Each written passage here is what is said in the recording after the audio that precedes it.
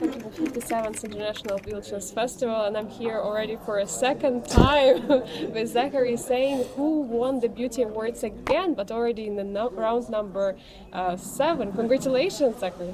Thank you, thank you. It was really a nice game. I mean, like, you really destroyed your opponent with the attack. How did you feel after the game? I felt like I had to submit this one for a Brilliancy Prize. That's how I felt. So it was a slow Italian. I had the white pieces. Did you prepare? Yes, I prepared this for sure because my opponent plays relatively the same thing, so it was very easy to prepare against. Castles, and then he went e6, and then I went to e1, and then he went a5. He told me after the game that he sees that I often go on the queen side with my pawns in the slow Italian, so he just said I'll play a5 to block counterplay, and so I just go here, and he plays this, and then I play h3, or I played h3 first, this, and now this. It doesn't really matter, but this does matter. Bishop e6, we agreed after the game that this was not well timed. The reason is black wants to trade off my great bishop, but then I can just fold back here and threaten some d4 stuff. Yeah, he could have started with bishop e6 earlier, maybe. Yeah, earlier when my bishop's on c4 is probably a better try. Yes, exactly. Or I don't because of bishop e5, because a5 is played, but still this is longer than just this. So now h6 was played, and I played a move that really stunned him. I played d4 now. This h6 actually did me a great favor because it transposes back to my file, in which this and then this is like very normal. White gives up the bishop here, but has the center. But here my opponent didn't know this, and after bishop e6, he was greatly surprised by d4, and he went like this. Very passive. Very passive, moving a bishop for the second time in the opening, so breaking a lot of principles. And I was just found myself happy because you know your opponent is not playing the best move when it's a second bishop move, and the bishop is less good on d6, so it's not an improving move in the position. You're already winning time. Exactly, exactly. So bishop e3, and now my opponent did another thing that I loved. Here again, I think this is the best. Like knight b4, you win the bishop pair, and I get the center. But now he plays this, and he's threatening takes with takes, but then I just develop a piece and defend that. And now all my pieces, my minor pieces are all developed. It's super pretty, and my opponent is lacking counterplay. And finally he does this, but it's one move too late because he let me play knight bd2, and now I have this square for my bishop. But now he goes c5, and this was crazy because now if I do go a3, the knight goes back, and then I could go like this. I didn't really love this line actually, because b5 is let in, or some counterplay things. So I was really like puzzled. After a3, he even has takes, which is interesting. Takes back, and now this. And the point is, black has an isolated pawn that's a backward pawn too, because of my telling pawn on e4. But after something like this, just d5, and black can trade it off. So I really was like, wow, this c5 thing is like, it's theoretically looks like a terrible move because there's an isolated backward, well, there's a backward pawn, pardon, but a3 doesn't work. So I ended up playing takes, which is the best move. And it's very counterintuitive. You feel like you're helping your opponent because they're getting rid of a backwards pawn. You would never play this move in Blitz, for example. No, in Blitz, never. But after a 15-minute turn, you're doing the Koto strategy and like literally doing roots of variations and comparing and contrasting, and you're like, okay, this is the best. And the reason why this is the best, I think, the computer agrees, is that this is very aggressive. I mean, it's just tempo gaining. So it forces the opponent to react. So after takes, I would have this, and this we agreed was a better version after the game because my opponent can tempo take on e3. And so after I take back with the rook, then you have this square for the knight. But this didn't happen in the game, and he took back with the bishop. Although it's counterintuitive, you're leaving yourself a backwards pawn. If I get out of this, the bishop is terrific. So I have to take again. But the only difference, my pawn is here. The only difference is that after e5 knight here, a3, and there's no knight takes e3. And if you go back to c6, I win a pawn cleanly because I threatened this and I threatened the pawn here. So my opponent went here, and this cost him the game, I believe, because the knight is so out of play that you'll see later in the game how big of a how big of a problem this knight is. So here I go knight e4. I'm attacking this knight and I'm threatening knight d6. And you still have the ideas on the long diagonal, h7, e1, all Yeah. this. Yeah, that's coming soon. I figured out his next move during his turn, like 30 seconds before he would play it.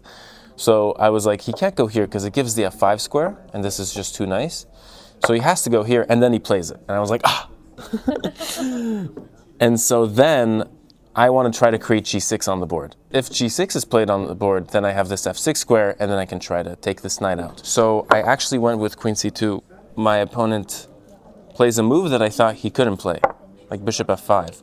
And originally on bishop f5, I had this, and then knight takes, queen takes, and then, this is why queen d3 didn't work. This is very important.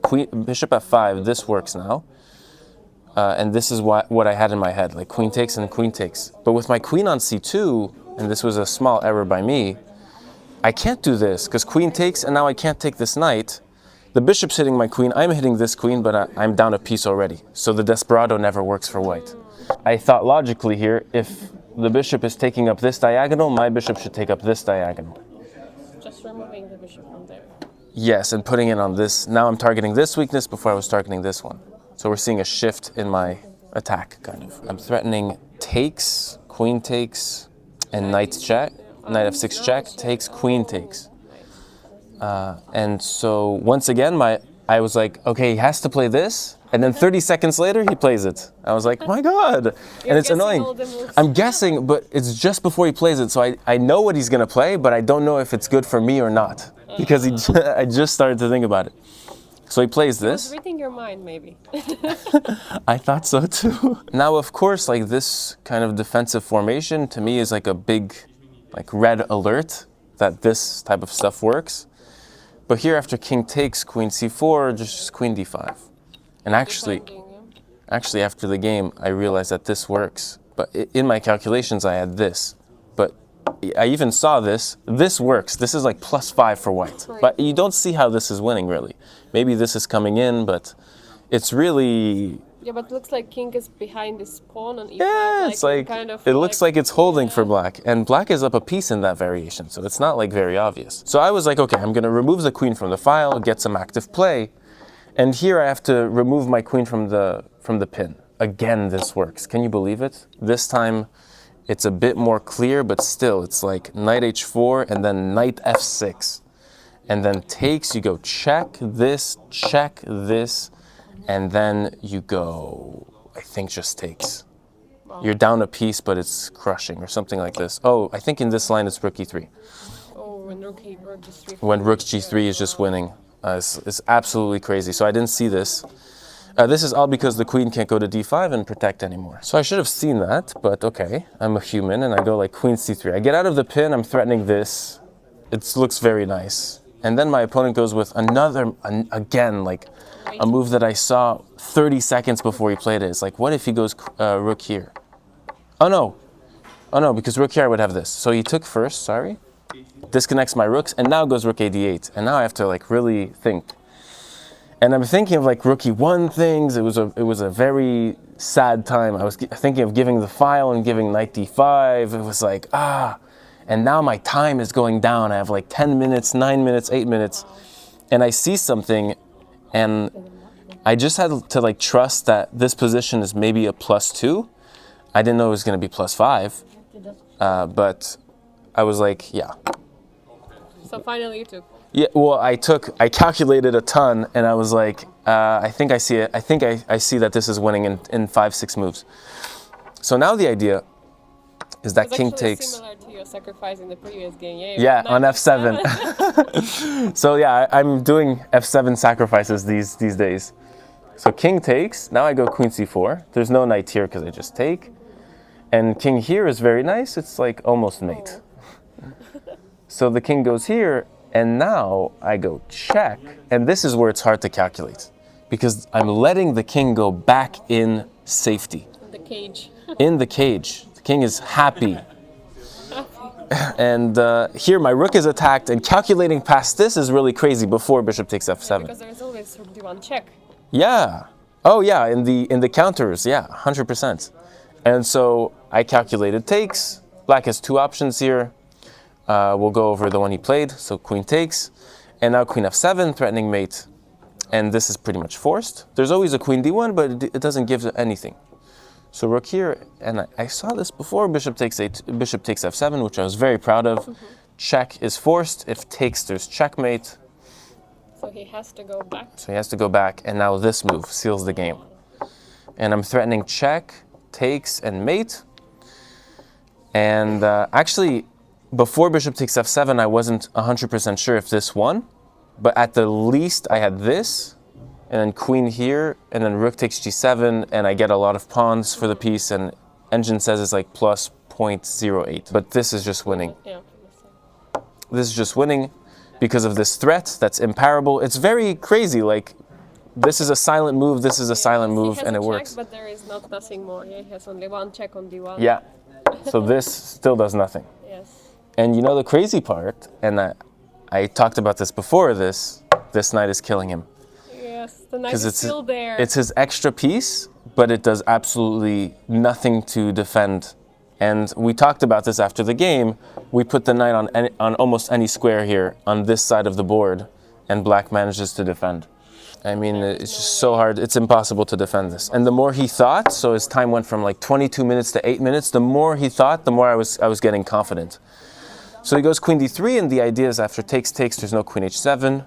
I take, queen g6, and then here I just force a resignation. Sorry, that was very long. No, it was great. I mean, it's a very instructive game. Yeah. Especially with this knight over here on a6. Super instructive game. Thank you so much for showing, and very beautiful attack. Yeah. I felt like these small errors that my opponent did from the opening just like helped me, you know? Also taking here, letting me have a center was not good, I believe. So yeah. How is it going so far here for you? So the funny thing is, you know, I've won 2 Brilliancy Prizes, but I don't know, maybe they're cursed. I don't know. Oh no. But between both Brilliancy Prize wins, so the game after my first Brilliancy Prize and my game yesterday, which was after my second Brilliancy Prize, I was lost after like 5 moves in both. But are you happy to get such beautiful wins anyway? Yeah, 100%. I honestly needed these beautiful wins because my last tournament was so bad. I needed a bounce back. I'm not having a bounce back in terms of rating, but at least a combination like this is definitely an improvement on the last tournament, and that's what you want to see as a chess player. Sometimes it's not necessarily rating, although you hope it is, but sometimes it's just like a combination that's 10 moves deep with 2 brilliant moves and 5 great moves that just puts you right back in your confidence. Yeah. Thank you so much, Zachary. We wish you best of luck for the last couple of games, which is left here at the tournament, and also best of luck in all you're doing for chess. Thank you, Angelika. Thank you so much. I appreciate you, Angelika. Thanks for having me. Thank you.